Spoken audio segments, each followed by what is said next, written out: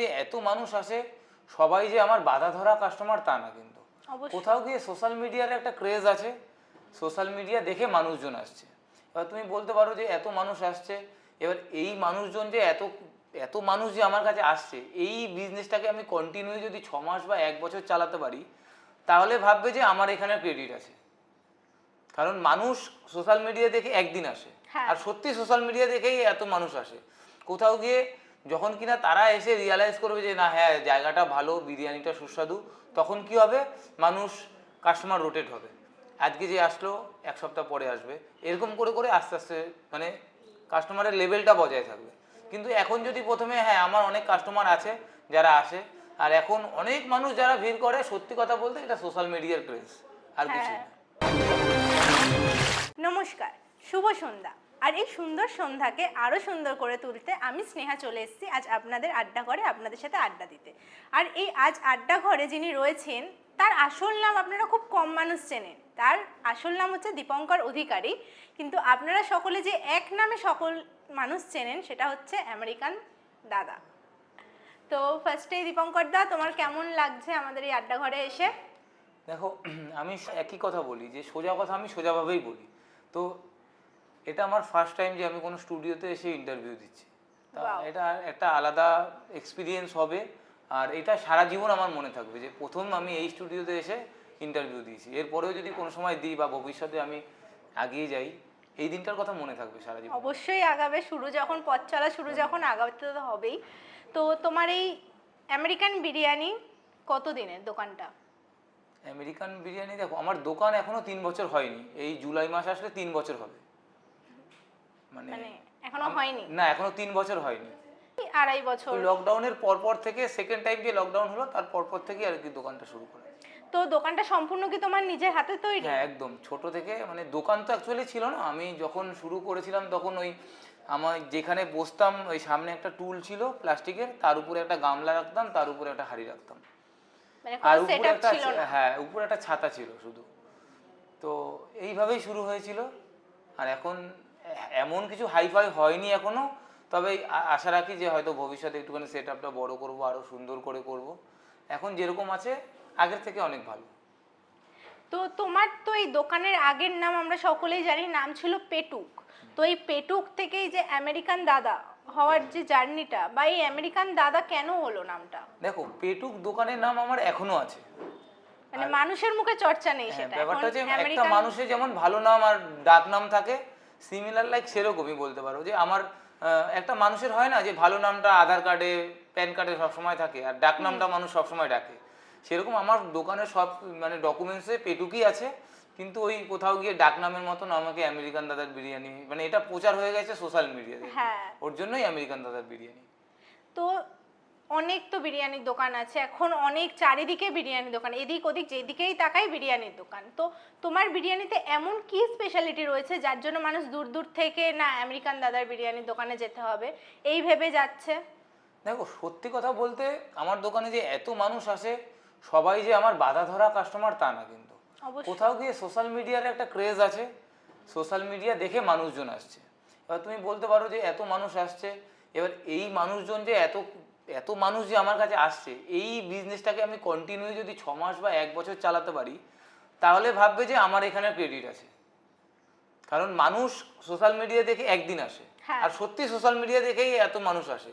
কোথাও গিয়ে যখন কিনা তারা এসে রিয়ালাইজ করবে যে না হ্যাঁ জায়গাটা ভালো, বিরিয়ানিটা সুস্বাদু, তখন কি হবে, মানুষ কাস্টমার রোটেট হবে। আজকে যে আসলো 1 সপ্তাহ পরে আসবে, এরকম করে করে আস্তে আস্তে মানে কাস্টমারের লেভেলটা বজায় থাকবে। কিন্তু এখন যদি প্রথমে হ্যাঁ আমার অনেক কাস্টমার আছে যারা আসে, আর এখন অনেক মানুষ যারা ভিড় করে, সত্যি কথা বলতে এটা সোশ্যাল মিডিয়ার ক্রেজ, আর কিছু না। অবশ্যই। এবং তুমি বলতে পারো যে তোমার বিরিয়ানিতে এমন কি আছে, দেখো আমার আর 4-5টা বা আর বড় বড় দোকানদার যেইভাবে বিরিয়ানি বানায় আমি ঠিক সেইভাবেই বানাই, সেই জিনিস উপাদান দিয়েই বানাই, আর তাদের হয়তো ভালো লাগে আমার বিরিয়ানি। হয় না যে অনেকের কাছে, কারো কাছে এই দোকানের বিরিয়ানি সেরা, কারো কাছে এই বিরিয়ানি। অনেক মানুষ যেমন আমার বিরিয়ানি খেয়ে বলে দাদা তোমারটা সেরা, আবার অনেক মানুষ খেয়ে বলে একদম ফালতু। তো মানুষের টেস্টের উপর ডিপেন্ড করে, যাদের আমার টেস্টটা পার্সোনালি বেশি পছন্দ হয় তারাই আমার দোকানে আসে। তাছাড়া আমাদের অশোকনগরে আরও 50টা দোকান আছে, সেগুলোও চলছে, আমারটাও চলছে। যার যেখানে ভালো লাগে মানুষ সে সেখানে যায়। এটাই। তো তোমার এই দোকানের মেন যেটা জন্য মানুষ আসছে বিরিয়ানি, এই স্বাদটাকে ধরে রাখার জন্য তো অনেক না এটা তুমি জিনিস বলতে পারো, ব্যবহার হ্যাঁ হয়, এটা তো আমার এখন এক্সাম সেইগুলো হচ্ছে। কি বলা সম্ভব? কি কি ইনগ্রেডিয়েন্টস গুলো ইউজ সব কিছুই করছো? দিই, বিরিয়ানি মশলা থেকে শুরু করে স্পেশাল কিছু আছে যার জন্য টেস্টটা এত স্পেশাল ভেরিফাই বলতে হচ্ছে? কি বলো তো, যে আমি একটা তো পুরোটাই কাঠের জালে করি, আর 2 নম্বর হচ্ছে দেখো কাঠের জালের বিরিয়ানির টেস্ট একটু অন্যরকম বা হয়। শুধু বিরিয়ানি না, কাঠের জালে যে কোনো রান্নার হ্যাঁ টেস্টটাই আমার পুরো হলো চেঞ্জ আমার হয়ে দোকানে যে যায়। দুটোই আইটেম বিরিয়ানি আর চাপ দুটোই কাঠের জালে করি। আর সিক্রেট মশলা, অনেকে বলে যে তোমাদের মশলার মধ্যে কোনো সিক্রেট আছে কিনা, মশলার হ্যাঁ, মধ্যে ওটাই কোনো বলছি সিক্রেট যে নেই, দর্শকদের যদি সেটা মশলাটার জানাও। মধ্যে কোনো সিক্রেট নেই। সিক্রেটটা হচ্ছে রেশিওতে থাকে, তুমি 1 কিলো বিরিয়ানি মশলা বানাতে তুমি কোনটা কতটা কিভাবে দিচ্ছ, কতটা এলাচ দিচ্ছ, কতটা দারচিনি দিচ্ছ, আমার মনে হয় ওইটাই সিক্রেট। আর ওটা যে যত ভালো করে দেবে, যত ভালো অ্যাবজর্ব করতে পারবে, তার বিরিয়ানি তত সুস্বাদু হবে। আর এক্সট্রা কিছু না, আর 5টা মানুষের মতন আমি বানাই, হয়তো মানুষের ভালো লাগে, তার জন্য মানুষ আছে। স্পেশালি বলতে কিছুই নেই। হ্যাঁ, আর আমার বিরিয়ানি কম দামে আমি দিই বলে যে 80 টাকায় আনলিমিটেড দিই, মানে যে কিছু খারাপ জিনিস যে বানাচ্ছি তা না। আর 5টা দোকানদার যেইভাবে বানাচ্ছে, আর 5টা বড় বড় ব্র্যান্ড যেইভাবে বানাচ্ছে, আমি সেইভাবে বানাচ্ছি। শুধু তফাৎটা হলো কিছু কিছু কারণে তারা হয়তো বেশি দামি চালটা ইউজ করছে, তারা হচ্ছে 120 টাকা দামের চাল ইউজ করছে, আমি 95 টাকা কিলো চাল। সেই ক্ষেত্রে দামটাও একটা ম্যাটার করে, যে দামটা কত matter দামে করে, তুমি হ্যাঁ। সেটা সেল করছো। এবার দেখা গেলো আমিও ওই চাল দিয়ে বানাতে পারি, আমিও ওরকম হয়তো বানাতে পারি, কিন্তু কোথাও গিয়ে একটা কস্টিং এর ব্যাপার চলে আসে, যে তাহলে আমাকে দাম বাড়াতে হবে, আর দাম বাড়ালে এত মানুষ খাবে না। তো আমি চাই একদমই, সবার তো এখনো মানুষ কোয়ালিটির থেকে যেখানে কম, যেখানে না, কম মানুষ পাবে কম, সেদিকে। মানুষ কমটাও দেখে, আবার মানুষ দেখে রিজনেবল প্রাইসে ভালো খাবারটা কোথাও। তুমি 50 টাকায় বিরিয়ানি দিলেই যে মানুষ খাবে তা না, মানুষ টেস্টটাও দেখে, তার টেস্টটাও গুণগত matter মানও করে। দেখে এবং প্রাইসটাও দেখে, তারপরে মানুষ সেটা জাজ করে সেখানে গিয়ে খায়, এটা তুমি বলতে পারো। একদম। তো তোমার দোকানে তো এখন অসংখ্য ব্লগাররা আসছে, রোজ আসা যাওয়া রয়েছে, তো তোমার পার্সোনালি কাকে ভালো লেগেছে? দেখো পার্সোনালি বলতে এইভাবে তো পার্সোনালি সবাই আমার কাছে ভালো, পার্সোনালি ওইভাবে একজনের নাম আমি নিতে রাজি নই, আর আমার কাছে পার্সোনালি একজন কেউ ভালো না, আমার কাছে সবাই ভালো। এবার নাম নিতে গেলে সবার নাম নিতে হয়, এবার সবার নাম তো আমি স্টুডিওতে নিতে পারছি না, তবে ছোট থেকে বড়, নতুন থেকে পুরনো সব কন্টেন্ট ক্রিয়েটাররাই আমার কাছে মানে ভালো। এবং আমি একটা কথা সবসময় জোর গলায় বলি, আমরা তো যারা বিজনেসম্যান তারা তো সবসময় এই কথা বলি যে আমাদের কাছে আমাদের কাস্টমাররা হচ্ছে ভগবানের মতন, তাও কোথাও গিয়ে আমি এটাও মানি। আবার আমার কাছে আমার কাস্টমাররা যেরকম ভগবানের মতন, আমার কাছে আমার ফুড ব্লগাররা আমার দেবতার মতন, তারা ছিল বলেই আজকে আমি এই জায়গাটায়। আর কোনোদিনও যদি সুযোগ পাই, মানে আমার কোনো বড় সেট আমি করতে পারি, ওই আমি এই জায়গায় আমার দোকানে লিখে দেবো যে থ্যাংক ইউ ফুড ব্লগার, এটুখানি আমার ইচ্ছা আছে। মানে ওর হাত ধরেই এই তাদের হাত প্রচার ধরেই তো ইচ্ছা। আজকে ওই অশোকনগরের যেইখানটায় আমি বিজনেস করি, অশোকনগর হাবড়া থেকে 5 কিলোমিটার ভেতরে, যারা গেছে তারা খুব করে ভালো করে জানে যে তাদের আমার দোকানটা মানে লোকেশনটা অনেক ভেতর অনেক দিকে। ভেতরে। তো নানান জায়গা থেকে লোক আসছে, খাচ্ছে, কাদের দৌলতে খাচ্ছে। হয় না যে কলকাতা থেকে তুমি আজকে আমার দোকানে গেলে বিরিয়ানিটা খেলে খুব ভালো লাগলো, তুমি কিন্তু নেক্সট দিন আবার আসবে, হ্যাঁ। কিন্তু প্রথম দিন তো তুমি আমাকে চিনতে না, একদম। চিনেছো তো সেই ব্লগারদের কারণেই, ব্লগারদের ভাই বোনদের কারণেই। তো কোথাও গিয়ে মানে ওদের একটা আলাদা ইয়ে আছে আমার কাছে, তাই সবসময় আমি সবাইকে কৃতজ্ঞতা জানাই। আর আমি যতদিন বেঁচে থাকবো তাদের এরকম কৃতজ্ঞতাই জানাবো, কারণ তাদের জন্য হয়তো মানুষজন আমাকে চেনে। এই তো স্টেশনে নামলাম, কত লোক সেলফি তুললো, কার জন্য? তাদের জন্য। একদমই তাই। আমার পরিশ্রম তো অবশ্যই আছে, কিন্তু তারা তো আমাকে মানুষ চিনিয়েছে না, মানুষজনকে আমাকে চিনিয়েছে, তো তাদের প্রতি কৃতজ্ঞতা সারা জীবন থাকবে, যতদিন বেঁচে আছি তাদের কৃতজ্ঞতা জানাবো আর কি। তো এই যে ব্লগাররা যাচ্ছে তোমার দোকানে, তোমার দোকানের একটা সুনাম ছড়াচ্ছে তারা, তার সাথে কন্ট্রোভার্সি রোস্ট তো লেগেই রয়েছে। তো কিছুদিন আগে বাচ্চাদের সাথে তোমার একটা কন্ট্রোভার্সি শোনা গেছিল ছোটখাটো, তো সেই ব্যাপারটা যদি আমাদের দর্শকদের একটু খুলে বলো। এটা কোনো আমি মনে করি না কোনো কন্ট্রোভার্সি, যাই হোক যেটা গিয়ে দেখো আমরা এই তো একটা জিনিসটা সোশ্যাল ফ্যামিলিতে মিডিয়া বিলং করি। কাঁপিয়েছিল। হ্যাঁ, আমরা তো আমাদের একটা পরিবারের মধ্যে, একটা পরিবারে যেমন ঝুট ঝামেলা মন কষাকষি লেগে থাকে, আমাদের মধ্যেও সেরকমটা হয়েছিল। তবে আমরা সেটা নিজেরা মিলেমিশে নিজেরা এক জায়গায় কথা বলে সেই জিনিসটা মিটিয়ে দিয়েছি। এখন ওর সাথে আমার খুব ভালো সম্পর্ক, আগেও ছিল, মাঝখানে কিছুদিনের এই টানাপোড়েনের ক্ষেত্রে হয়তো আমাকে ফোন করেনি, আমি ওকে ফোন করিনি, তবে আমরা দুজনে জিনিসটা এক জায়গায় বসে কথা বলে জিনিসটা মিটিয়ে নিয়েছি, আর কোনো মিসআন্ডারস্ট্যান্ডিং নেই। ওটাই বেটার, আর 5 জনের কথা শোনার থেকে নিজেরা বসে একদম, আমি মিটিয়ে নিজেরা নেওয়াটা ফোন অনেক করে, ও better। আমাকে ফোন করেছিল, আমি ওকে ফোন করেছিলাম, আমরা এক জায়গায় বসে জিনিসটাকে মিটিয়ে নিয়েছি, এটা নিয়ে আর কোনো কন্ট্রোভার্সি নেই। আর আমার মনে হয় না কন্ট্রোভার্সিটা থাকাটা উচিত, কারণ আমরা একটা ফ্যামিলিতে বিলং করি, সেখান থেকে আমরা নিজেদের মতন, দেখো এক একজন মানুষের এক একজন বিজনেস পলিসি আছে, সে তার বিজনেস পলিসিতে ব্যবসা করে, সে তার মতন করে, আমি আমার মতন করি, তাই না? তো এটা নিয়ে কন্ট্রোভার্সি থাকার কোনো কারণই নেই, আমি মনে করি এটা। তো এই যে রোস্টাররা রয়েছে তোমাকে নিয়ে রীতিমতো রোস্ট চলছে সোশ্যাল মিডিয়াতে, মানে দেখা যাচ্ছে। না সেটা কি শুধুমাত্র আমাকে নিয়ে না সবাইকে নিয়ে? সবাইকে নিয়ে। তো এখন আমাদের দর্শকের সামনে তুমি প্রেজেন্ট আছো, তো সেই রোস্টারদের উদ্দেশ্যে তুমি কি বলতে চাও? না দেখো, রোস্টারদের ওটা প্রফেশনালি ওরা করে, ওইটা ওদের কাজ, ওদের কাজটা ওদেরকে করতে হবে, তাই না? আমরা যেরকম বিরিয়ানি আমাদের বেচতেই হবে, যারা ফুড ব্লগার তাদের ব্লগিং করতে হবে, যারা রোস্টার তাদের রোস্টিং করতেই হবে। তো আমি এতে পার্সোনাল কিছু হই না, কেউ যদি রোস্ট করে এটা তার প্রফেশন, সে করতেই পারে। এতে ভালো লাগা খারাপ লাগার কোনো না না না না এই জায়গাটা নেই, এটা তোমাকে প্র্যাকটিক্যালি নিতে হবে। তুমি কখনোই ভাবতে পারো না যে 100টা মানুষ তোমাকে ভালোবাসবে, একদমই তাই। এইটাকে তোমাকে, তুমি যখন সোশ্যাল মিডিয়াতে এসছো তোমাকে এটা মেনে নিতেই হবে। 10টা মানুষ ভালো বলবে, আবার 10টা মানুষ খারাপও বলবে, এটা তো তুমি যত তাড়াতাড়ি অ্যাকসেপ্ট করে নেবে তোমার ততটা ভালো, লাইফটা তত তাড়াতাড়ি ইজি হয়ে যাবে। রোস্টাররা মানে রোস্টিং করবে, এদের কাজ ওদের এটা। অনেক রোস্টার আছে রোস্টিং করে, তাদের সাথে আমার ভালো সম্পর্ক, ওইটা কোনো ব্যাপার না, ওইটা তাদের কাজ। তোরা রোস্টিং করে পরে বলে দাদা রোস্ট করেছি, তো ঠিক আছে করেছিস, কোনো ব্যাপারই না। তো তোরাও খুশি আমিও খুশি, এরকম একদম ওদের প্রফেশন ওটা। তো সবকিছু একটা পজিটিভ দিক নেগেটিভ দিক রয়েছে। তো তোমার এই ব্লগাররা আসার পর তো যেমন তোমার সেল বেড়েছে, সেরকম হয়তো নেগেটিভ কোনো দিকও তোমার উপর প্রভাব পড়েছে, তো সেটা কি হয়? না আমি নেগেটিভটা বলবো না, পজিটিভ যেটা আমি সেটা বলতে পারি যে মানে এই সোশ্যাল মিডিয়া আসার পরে, মানে আমি সোশ্যাল মিডিয়াতে আসার পরে, ব্লগাররা আসার পরে অনেক অনেক সম্পর্ক বিল্ড আপ হয়েছে, যেগুলো মানে অনেক কাছের। যেমন আমার সাথে মানে বলবো চাঁদপাড়ার কালিদি মিষ্টিদি, মানে নিজের ভাইয়ের মতন দেখে আমাকে। এই স্টুডিওতে কিছুদিন আগে এসেছিল মৌ, নিজের দাদা মনে করে আমাকে। তো কোথাও গিয়ে মানে কোনো একটা ভাই বোনের সম্পর্ক, মানে দিদিদের সাথে সম্পর্ক, কোথাও গিয়ে সোশ্যাল মিডিয়া এইটা আমাকে দিয়েছে। কি নিয়েছে আমি সেটা বলছি না, কিন্তু কোথাও কোথাও গিয়ে এই জিনিসগুলো আমাকে দিয়েছে, যেটা অনেক বড় পাওনা। তারপর সোশ্যাল মিডিয়াতে আসছে, অনেক মানুষ চিনছে, তারা ভালোবাসা দিচ্ছে, অনেক মানুষ আমাকে ফোন করে বলছে দাদা তুমি এটা এরকম করো না, দাদা এরকম করো না। এই জিনিসগুলো না তুমি কখনো পয়সা দিয়ে কিনতে পারবে না, এটা একটা আলাদা ফিলিং যেটা সোশ্যাল মিডিয়া আমাকে দিয়েছে। তো কি দেয়নি, কি কেড়ে নিয়েছে, সেই ব্যাপারে আজকে কথা না বলাই ভালো। নেগেটিভিটি থাকবেই, যেটুকু দিয়েছে পজিটিভলি আমার কাছে অনেক, এটুকুই বলতে পারি। মানে পজিটিভটা বেশি, যার কারণে নেগেটিভটা ঢেকে যাচ্ছে। মানুষ নেগেটিভটা বেশি দেখে, এটা ঠিকই, এটা মানুষের কাজ। আমিও নেগেটিভটা দেখি তোমার কাছে না। ওই আমরা ছোটবেলায় নামতা পড়তাম না, যে 10 ঘরের যদি নামতা তোমাকে পুরো এক জায়গায় লিখে দেওয়া হয়, তুমি পড়লে একটা জায়গাতে দেখবে হয়তো 5 5 25 না লেখা, ওখানে 24 লেখা আছে, তোমার চোখটা কিন্তু ওখানেই যাবে। আর তুমি এটা দেখবে না যে আর যে 9টা যে ঠিক আছে সেটা তুমি দেখবে না, কিন্তু ওই একটা জায়গায় যে ভুল ওইটাই দেখবে, এটাই নেগেটিভিটি। তো মানুষও সেরকম, মানুষ ওটাই জাজ করে, কিন্তু আমাদের মনে হয় যে ভালো জিনিসটা দেখা উচিত সবসময়, একদম পজিটিভিটিটা মেনে চলা উচিত। তো তোমার তো রিসেন্ট বিয়ে হয়েছে, নিউ ম্যারেজ লাইফের জন্য অনেক অনেক congratulations for your new life.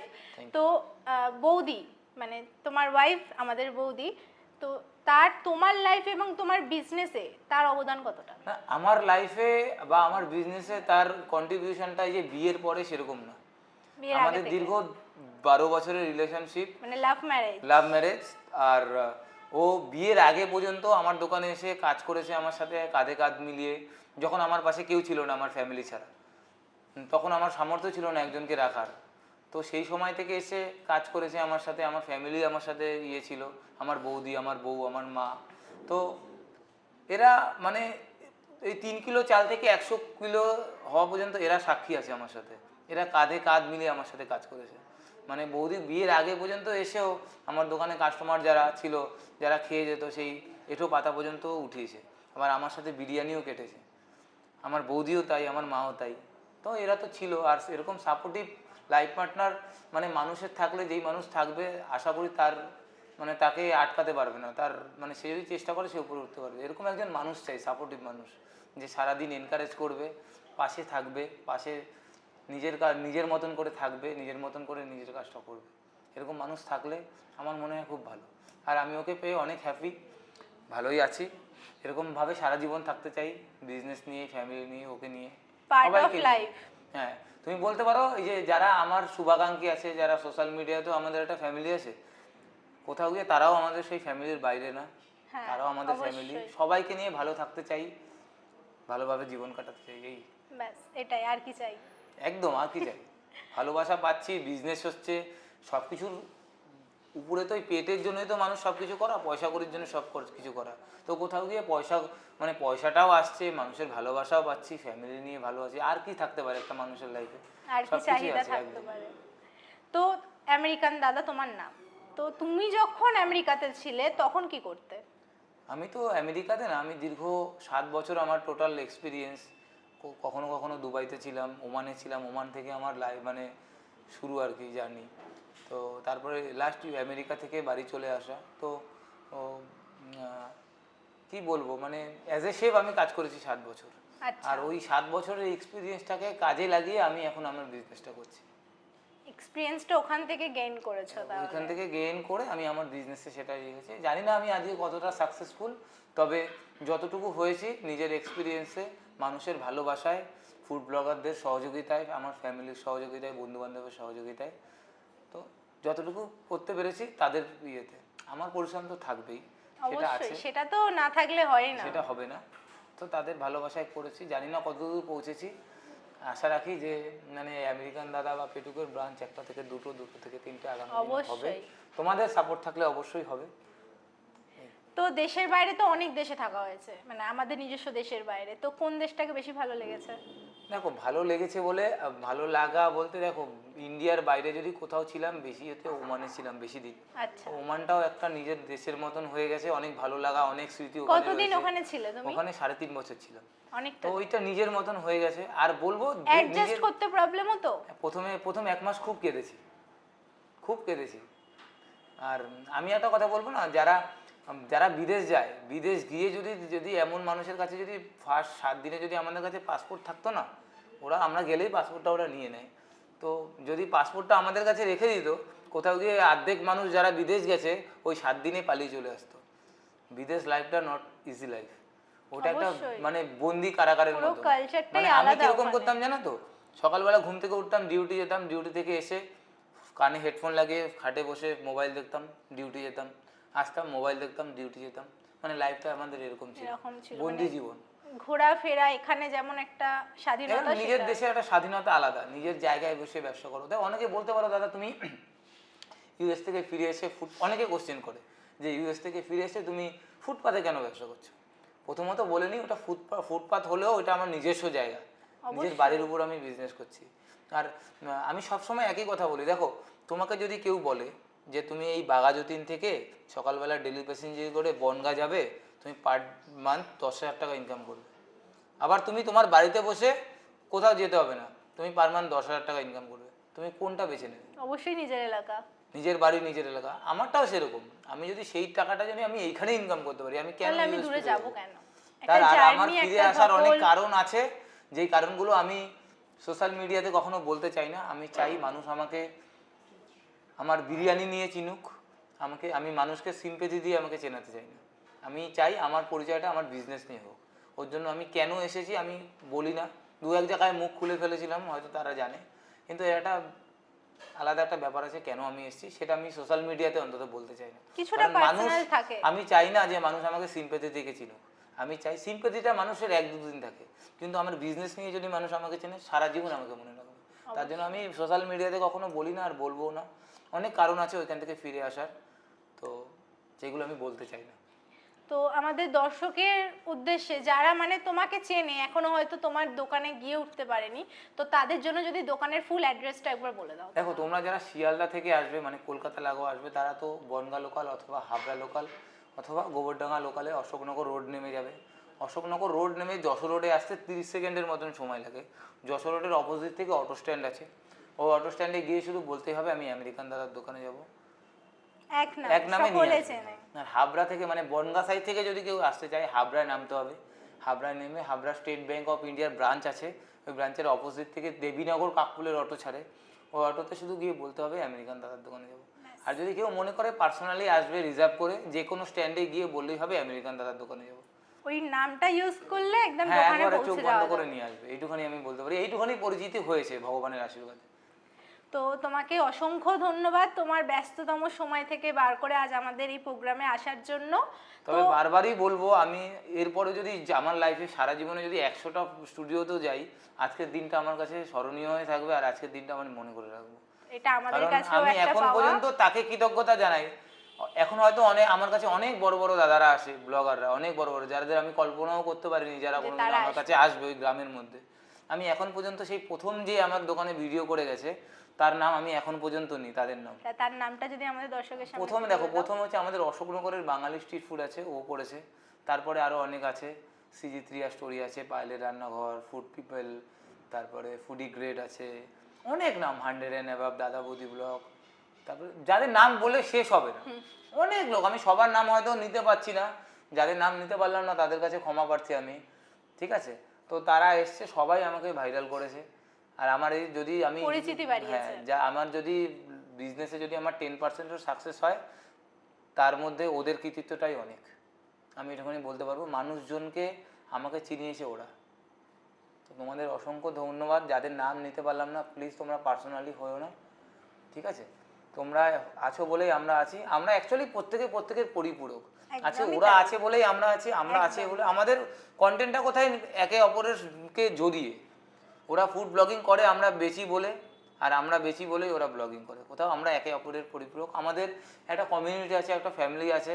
আমাদের মধ্যেও ঝুটঝামেলা হয়, নিজেদের ফ্যামিলিতেও যেরকম হয়, আমাদের মধ্যে হয়তো একটু ঝুটঝামেলা আছে। আশা করব এই একদিন সব মিটে যাবে, সবাই মিলে একসাথে কাঁধে কাঁধ মিলিয়ে কাজ করব, এই আশা রাখছি। সবাই মিলে যাব, সবাই একসাথে কাজ করব, সবাই একসাথে সাকসেস পাবো, এটাই। বাহ, তো খুব ভালো লাগলো আজ তোমার সাথে আড্ডা দিতে পেরে। তো আমাদের এই আড্ডা ঘরের পক্ষ থেকে তোমার জন্য রয়েছে সামান্য একটি উপহার, যেটা আমি তোমার হাতে তুলে দিচ্ছি। আমাদের আড্ডা ঘরের দর্শকদের জন্য যদি তুমি কিছু বলো। দেখো, আড্ডা ঘরের দর্শকদের একটা কথাই বলবো তোমাদেরকে, তোমরা সবাই খুব ভালো থাকো, তোমাদের ফ্যামিলিকে নিয়ে সবাই ভালো থাকো। তবে একটা কথা বলবো, এই যা গরম, এই গরমে মানে যেরকম আবহাওয়া দিন দিন যতটা বাড়ছে তাপমাত্রা, তোমরা ডাক্তারের গাইডলাইন্স মেনে যেভাবে ডক্টররা পরামর্শ দিচ্ছে সেইভাবে বেরাও। সবাই তো আর বাড়িতে বসে ব্যবসা করা সবার পক্ষে সম্ভব না। কেউ সেই বনগাঁ লোকালে করে সেই শিয়ালদাতে গিয়েও অফিস করছে। তো এই গরমের মধ্যে যারা যেখান থেকেই যাচ্ছ বেরোচ্ছ, একটু সাবধানতা অবলম্বন করে বেরাও, সুস্থ থাকো। আর পারলে একটু জল, দই, ডক্টররা যেরকমভাবে বলছে সেরকমভাবে চলো। সবাই সুস্থ থাকো, তোমাদের আয় বৃদ্ধি বাড়ুক, তোমাদের দীর্ঘায়ু কামনা করি আমি আমার তরফ থেকে, আমার পেটুক বা আমেরিকান দাদার বিরিয়ানির তরফ থেকে। তোমরা সবাই খুব ভালো থাকো। আর যারা এখনও পর্যন্ত আমার বিরিয়ানি খাওনি, এরকম বলবো না যে আমার বিরিয়ানি হ্যাবক কিছু, ঠিক আছে? যারা খাওনি, যদি মনে করো যে আমার দোকানে এসে খাবে, অবশ্যই তোমাদের সবাইকে নিমন্ত্রণ, সবাই এসো, একবার হলে একটু ট্রাই করে যেও, এটুখানি বলবো। আশা করছি তোমাদের ভালো লাগবে। আমরা আমাদের অনুষ্ঠানের একদম শেষ পর্যায়ে চলে এসেছি। তো এই দীপঙ্করদার মতো যদি আপনারাও আমাদের এই আড্ডা ঘরে আসতে চান, তাহলে যে ছোট্ট কাজটি আপনাদের করতে হবে সেটা হচ্ছে এই স্ক্রিনে দেওয়া নম্বরটির সঙ্গে আপনারা যোগাযোগ করুন এবং সরাসরি আমাদের এখানে চলে আসুন। আর এই এপিসোডটা আপনাদের কেমন লাগছে সেটা কিন্তু অবশ্যই একটা কমেন্ট করে জানাবেন। আর ভিডিওটা ভালো লাগলে প্রচুর শেয়ার করুন এবং একটা লাইক অবশ্যই করবেন। দেখা হচ্ছে নেক্সট এপিসোডে।